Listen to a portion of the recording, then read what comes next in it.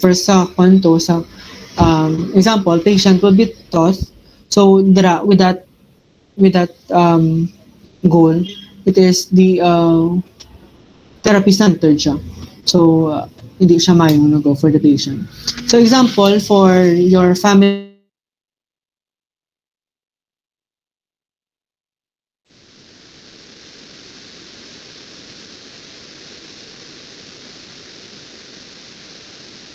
member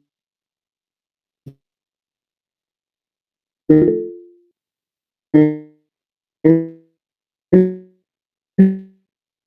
Excuse me, sir. Utod-utod ko, sir.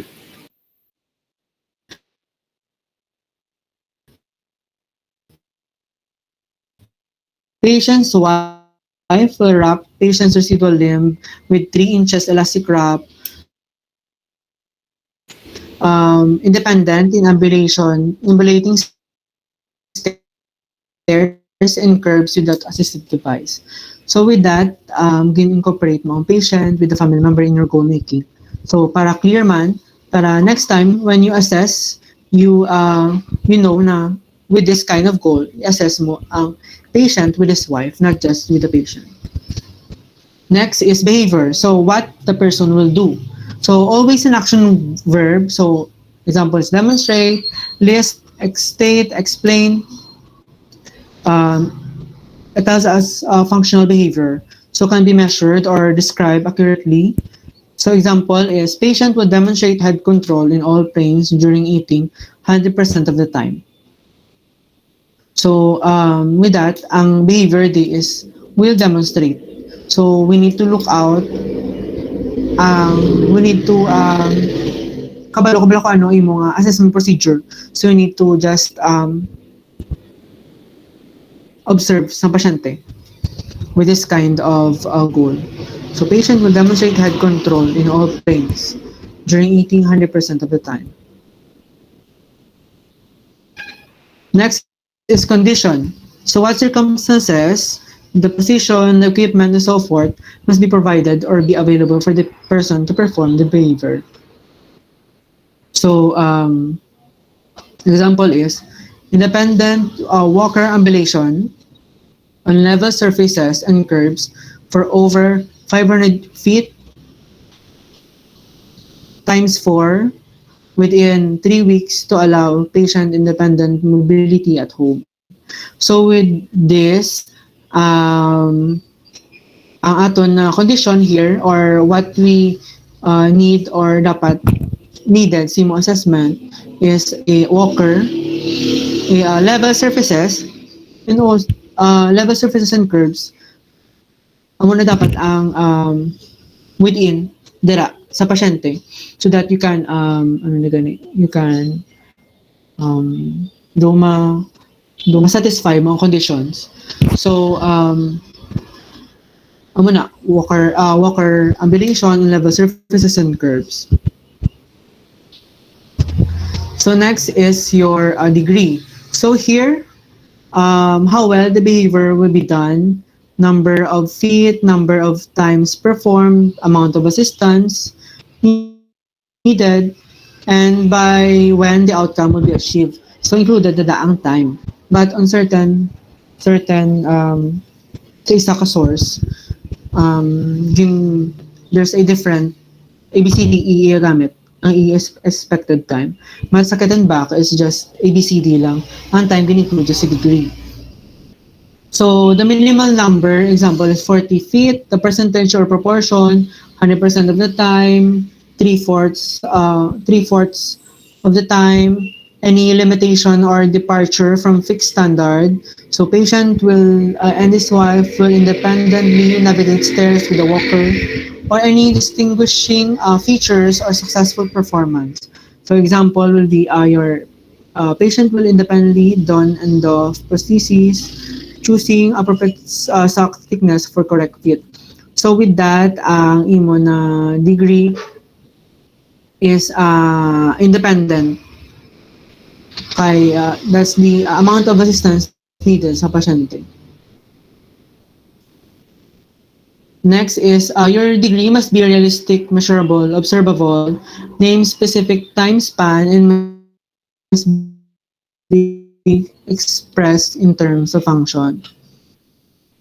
So here, an example is independent worker ambulation on level surfaces and curves for over 500 feet times 4 within 3 weeks to allow patient independent mobility at home. So, ang measurable is the 500 feet times 4. So, you can easily measure the amount of distance na na-cover up sa pasyente mo. And the time span will be within 3 weeks. And the functional terms will be to allow patient independent mobility at home. So, amo na, your degree is the longest part sa imong goal.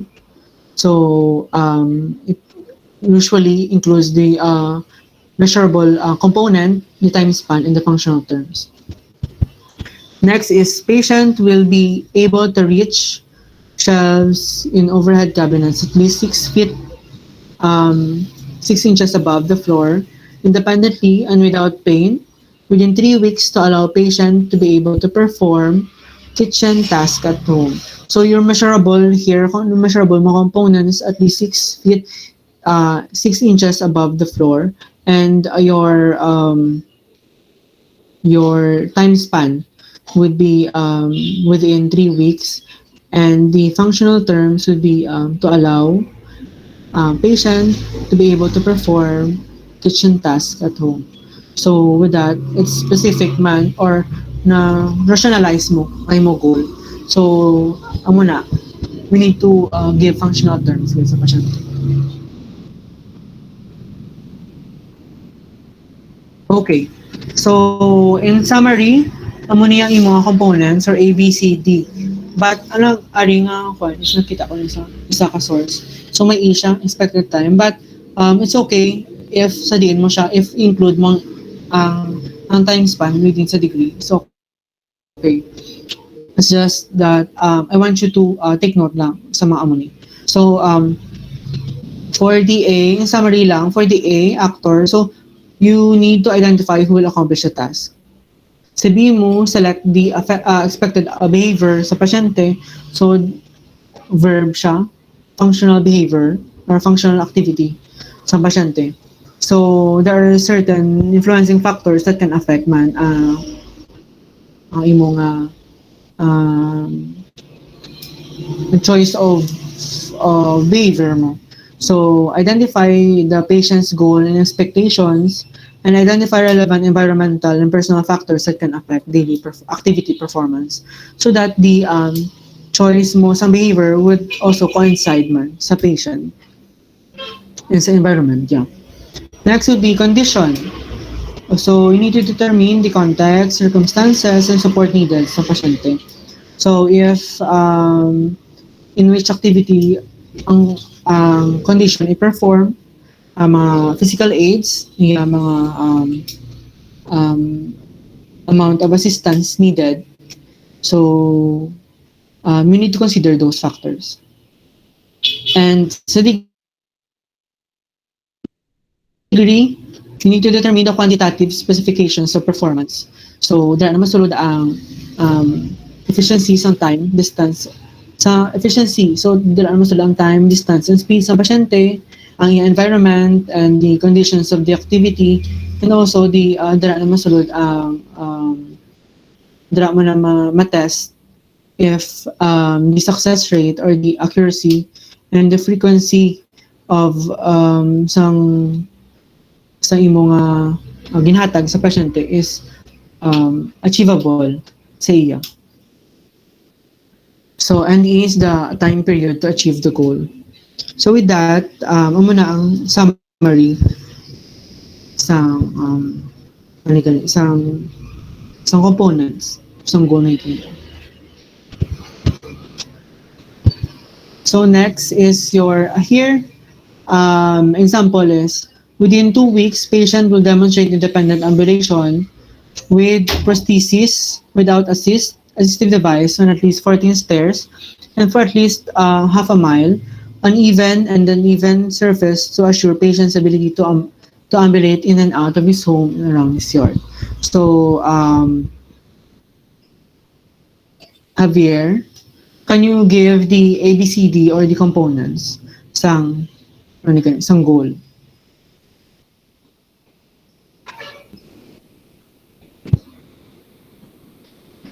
Hello, sir. Yes, hello. Pwede mo siya Sir, mahatag. ano, sir? Pwede mo mahatag ABCD sang goal. Okay, so for A, sir, ang patient, Okay. um, for B, um, will demonstrate independent ablution. For C, um, independent ablution with prosthesis, um, without assistive device on at least 14 stairs. Tapos, 4 degree, at least 1.5 minute. For ano gali sir, for condition, I think pwede man ang even and uneven surfaces, sir. Wait lang. Sa degree, ano siya, andin siya ang time frame, ang functional, and um, the 2 weeks gali sir, sa degree pag within 2 weeks, sir.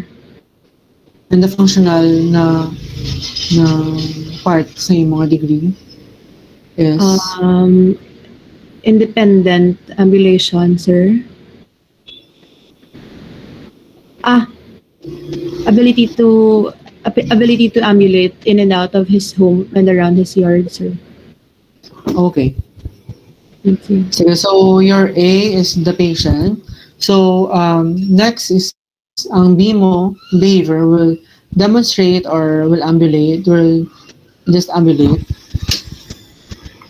So C is prosthesis, also without assistive device, the stairs must be present and also uneven surfaces. So that ang here, ang sa C, naga hatag sa the idea on what are the conditions or what are the needed sa pasyente in order to achieve that goal. So, dapat without prosthesis, without assistive device, stairs, kay during assessment mo, you need to assess the stairs, uneven surfaces,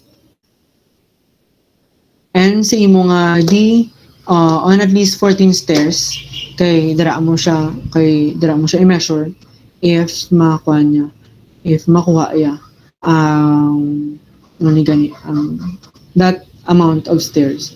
So also your surfaces and the amount of assistance independently and within 2 weeks ang iyang time span and also the functional na part sa imo degree which is to ensure patient's ability to ambulate in and out of his home and around his yard. So next, um,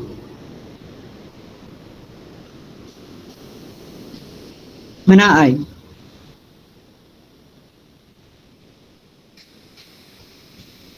Can you give the ABCD isang goal nga ni?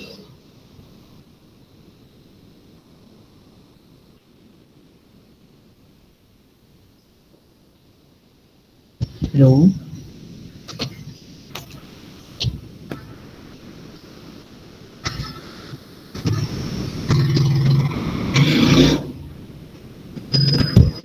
Wala.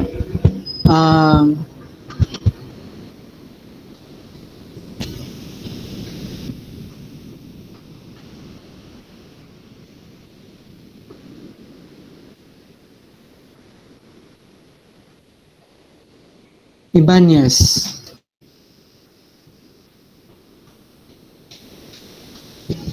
Hello, sir. Okay, can you give me the ABCD? Isang example, number 2. Okay, so ang A, sir, is ang patient. Okay. B is um body mechanics. Behavior. Oo. Demonstrate body mechanics. Yeah, demonstrate body mechanics. In order to allow patient. Tapos, ang condition,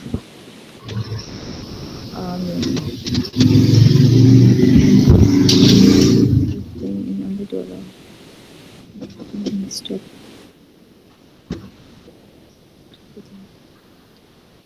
Wait lang. Ang condition,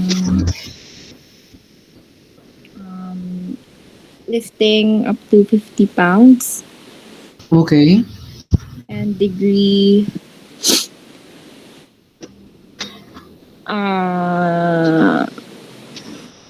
within 4 weeks of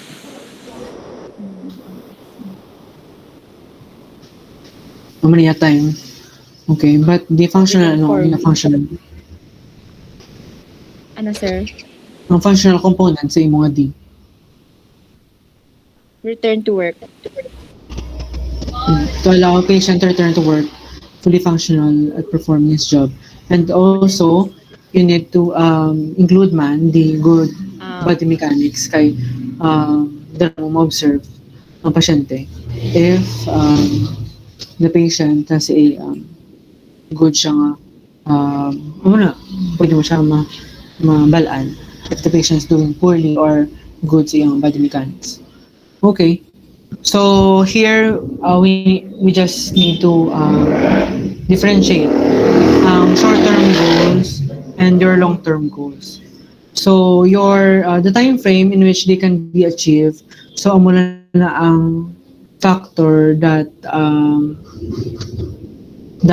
is hangga differentiate somehow. Hindi man lang pero that amo gina ang factor bala na usually dira mo gid makita if the goal is short-term goal and long-term goal based on time frame. The factor that drives whether a goal is considered long-term or short-term is frequently the expected time course of rehabilitation. So short-term goal is that is an immediate step toward achieving the long-term goal. So we can infer with this that your long-term goal is the end process. Then your short-term goal is the mga baby steps sa pasyente in order to achieve that long-term goal. So here, the long-term goal is also called your expected outcome. So these goals are functional in nature din. So we need to be functional in writing our long-term goal. Kaya diba? Our goal is to improve the function of the patient. So dapat lang na ato long-term goal is functional also in nature. So outcome states the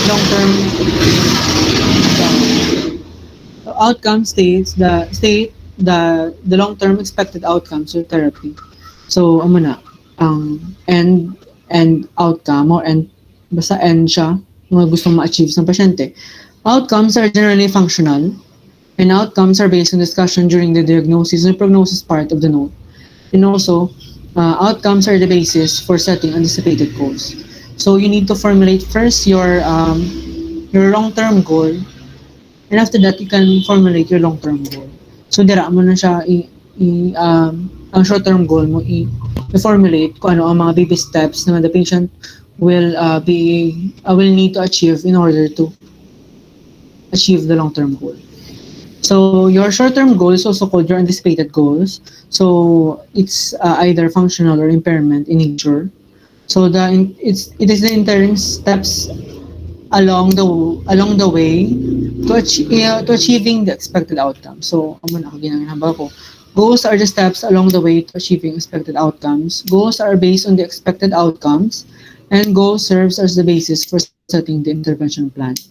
So with the goals na formulate mo, you can now formulate the intervention mo para ma-achieve that goal. So the components of anticipated goals are as the same of those expected outcomes. But anticipated goals differ from expected outcomes in the following ways. First is the time span. For your anticipated goals, time span is not as long as your expected outcome. Usually, ginagawa na sila short period of time lang within which you can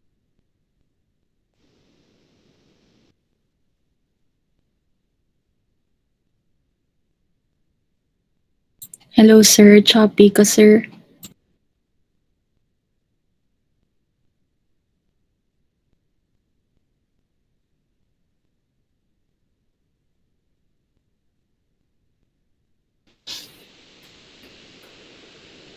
Hello, sir. or number of sessions. There are certain Sir, um, nauton yes. sir sang nadula ka sir sang oo, sang pag-start sang time span na Sorry. as long. Sorry. Sige, thank you. Good. Sorry. So mo to, the time span is for anticipated goals is not that um, long as compared to expected outcomes.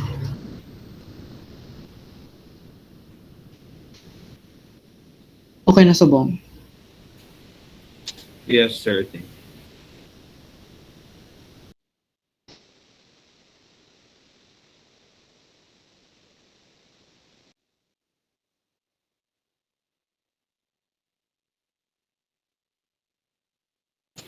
Hello, sir. Nadula ka naman, sir.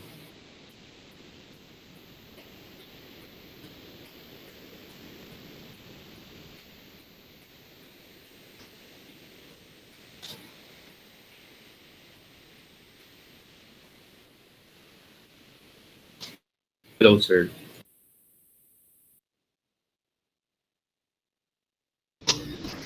Okay na subong or the choppy pa. Gapon. I, I think to nag-okay-okay naman, sir. Kaya dula-dula ka, sir. Oo.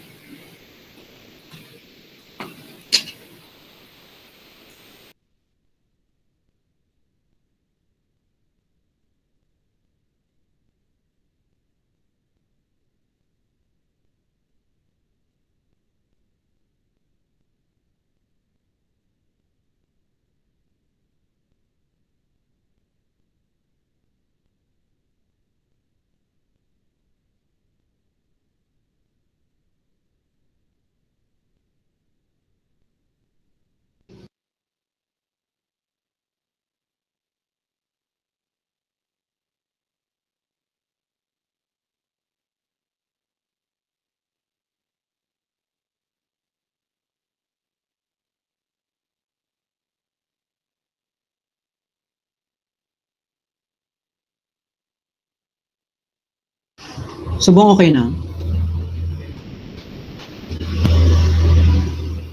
I think to nag-okay-okay man, sir. At try lang. Isa sa tunga, sir, sa Sige. hampal mo, tataupod ka lang, sir. Okay. Sige, call me attention lang if nagka-choppy. Thank you, Gid. So, your goals, your anticipated goals, shorter yung time span compared sa expected outcomes mo. So, in other rehab here sa Iloilo, we usually use rehab sessions. For example, patient will be able to increase his ROM from 30 degrees up to 90 degrees of shoulder flexion after 3 PT rehab sessions. So with that, ginagamit niya ang 3 rehab session as time span or time frame para sa pasyente. But you can also use other like um, after days if a patient is ano siya gani if usually if the patient is bago pa lang, so usually ano na their days siya, but you can use um, depending on your on the rehab man. So but sa atong discussion, we use days or amo na time gid. So but aware lang kamo dapat na in certain rehab they use PT rehab sessions kay there are certain facilities na naga reassess some patients every 3 rehab sessions. So there's a progress note kumong ginobra. So with that, amo na nga every three PT rehab sessions or whatever every certain amount of rehab sessions nila binabutang ang time span ng patients. Anticipated goals are not as frequently expressed in functional terms in some facilities. So, ang moto kagina example is ROM, so impairment lang siya, impairment level lang. So, that's okay sa mga short-term goals. Kaya in some facilities, kung man ang mga na. And also, anticipated goals are frequently revised. So, if revise mo siya, your ano ni gani, if your goal was achieved or if that goal is too much for the patient to achieve at a certain amount of time, so you need to revise man. So here, example is, ano ni, I'll give you 3 minutes to read this slide. Read nyo siya kay maansyahan ta karon ang sa last part of the slide. 3 minutes.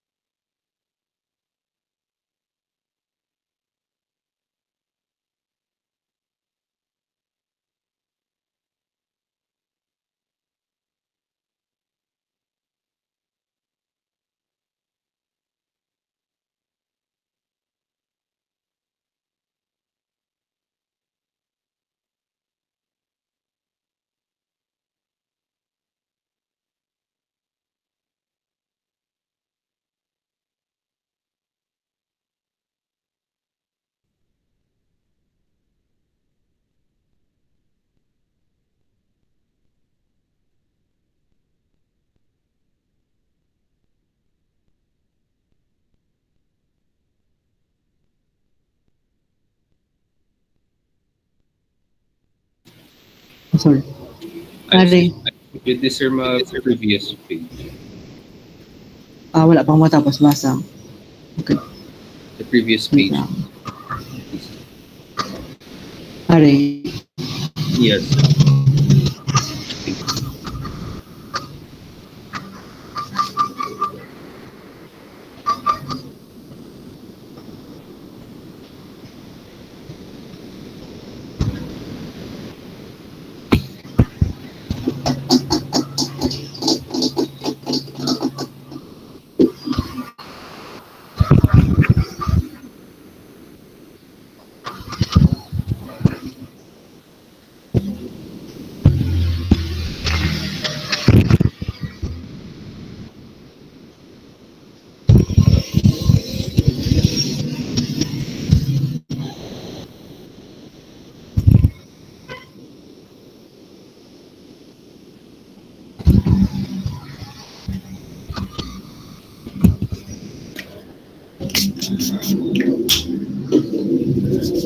okay.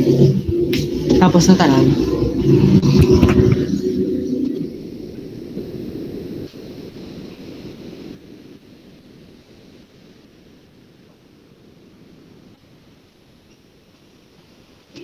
So these are the possible expected outcomes or long-term goals for your patient.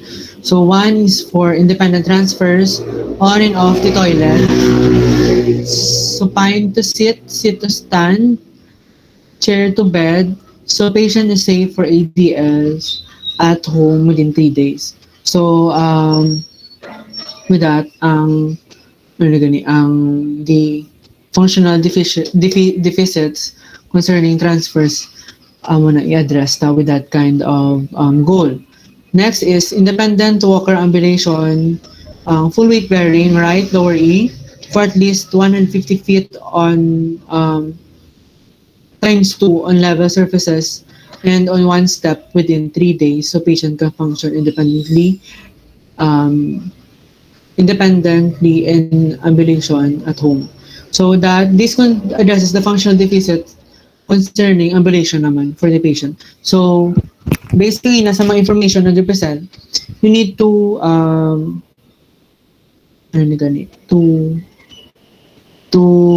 decide which function or which is more important for the patient. So you can write man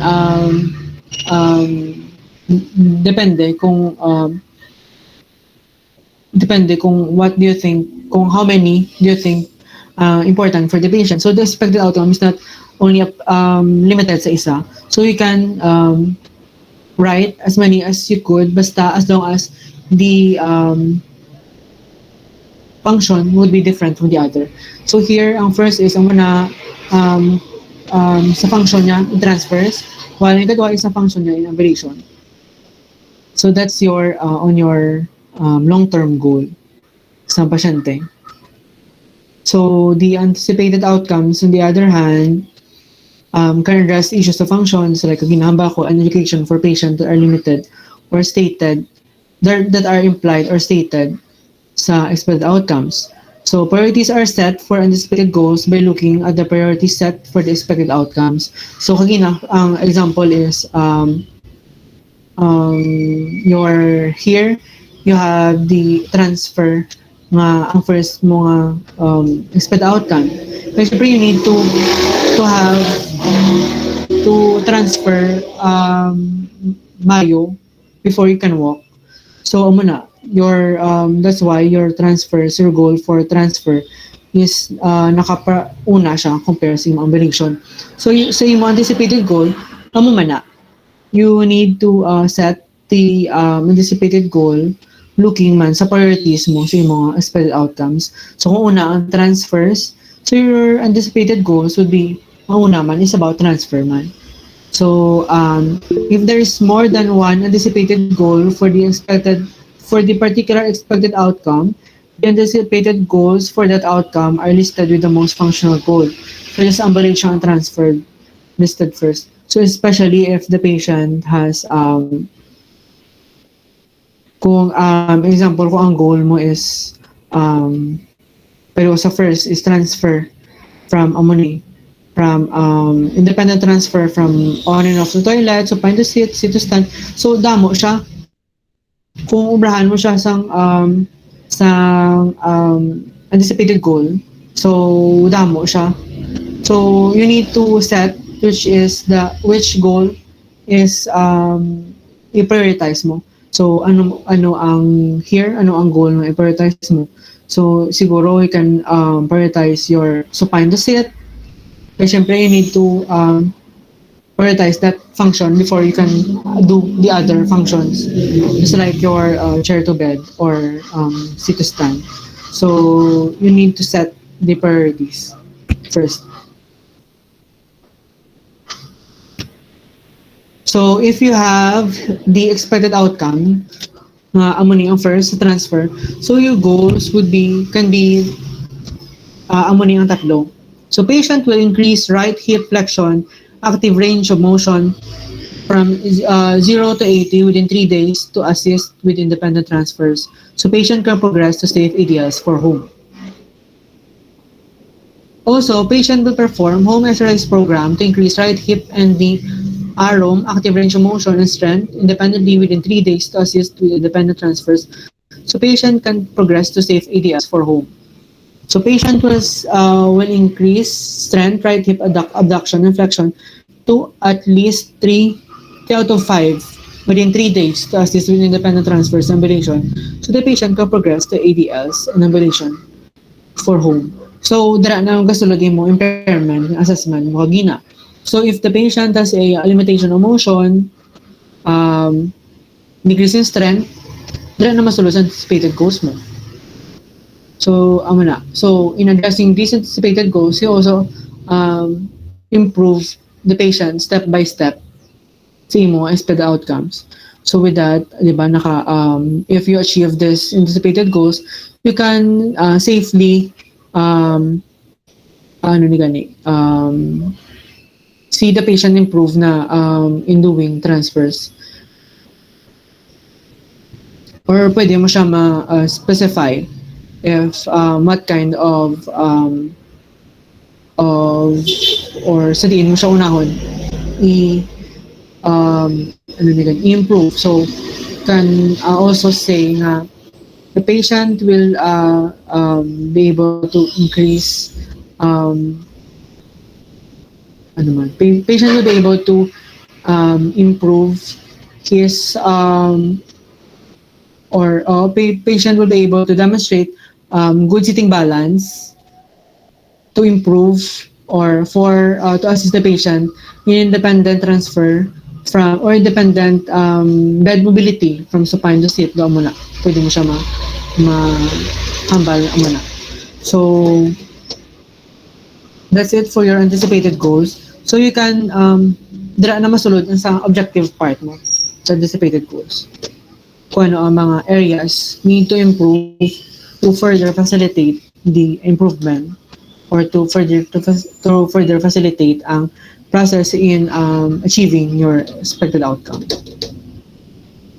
So if the itong number 2 na expected outcome, so your anticipated goal can be first, patient will ambulate 30 feet times 2 in parallel bars, 10% partial weight bearing right lower E within 3 days with moderate +1 assist to progress patient toward ambulating household distances.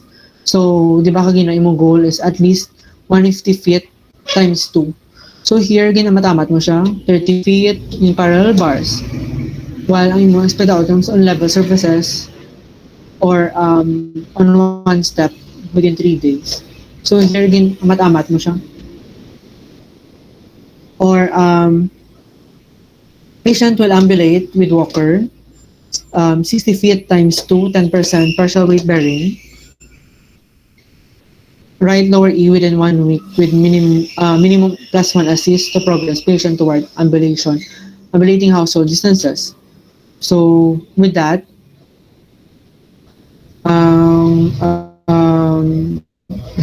amat-amat naman siya ang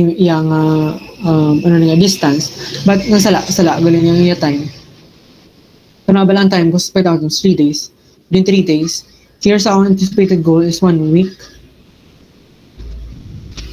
So sala ang nasulat ko. But pwede siya na if your anticipated goal is 3 days, then your expected outcome so 3 days, okay, pwede siya, especially on cases that may mga acute cases na especially mga inpatient. So mga inpatient you don't expect to treat them month long. Though just pinakadugay siguro 1 week for the ano ni gani, for the patient na sa acute.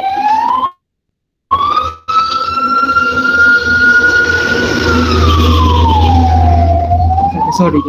So so usually 1 week lang for the acute patient, especially sa mga inpatient setting. So okay na siya kay example if na-achieve mo sa anticipated goal mo within 3 days, your expected outcome is also achievement within if ma-achieve mo siya within that time frame man, if kaya.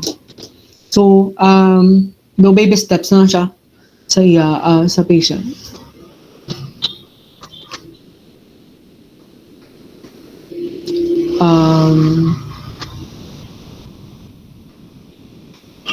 I'll give you 1 minute to read.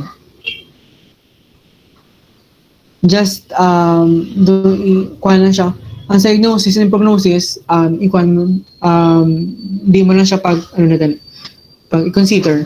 Just ang gimbutang ko lang na anticipated goal. Try to formulate anticipated goal sa mind nyo with this data. Okay, basta.